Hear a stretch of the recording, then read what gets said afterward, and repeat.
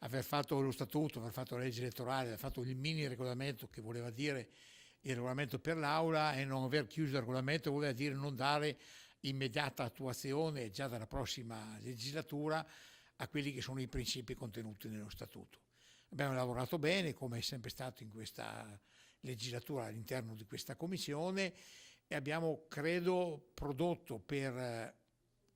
di fatto quelli che arriveranno dalla prossima legislatura uno strumento di grande snellezza, di grande capacità di contenimento dei costi e di collegamento con i problemi della gente.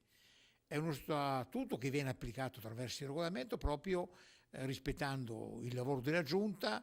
e cercando di dare la massima qualità ed efficienza a quella del Consiglio. Abbiamo previsto un accorpamento del numero delle commissioni per un lavoro più rapido, più incisivo e anche più funzionale rispetto ai cambiamenti che sono avvenuti nella società e alla riduzione del numero dei consiglieri regionali da 60 a 50. Purtroppo il Veneto è stata l'ultima regione d'Italia nell'approvazione dello statuto, ma nel corso di questi 5 anni, grazie anche a un lavoro positivo dell'opposizione, siamo riusciti a dare vita non solo al nuovo statuto, ma al nuovo regolamento che verrà portato in aula proprio nelle ultime riunioni del Consiglio regionale prima della sospensione. 5 commissioni consigliari previste, quindi si accorpano dalle attuali 7 commissioni consigliari più una che riguarda gli affari europei e una dello statuto e il regolamento, diventeranno 5 commissioni e da 60 consiglieri passeremo a 50 consiglieri regionali.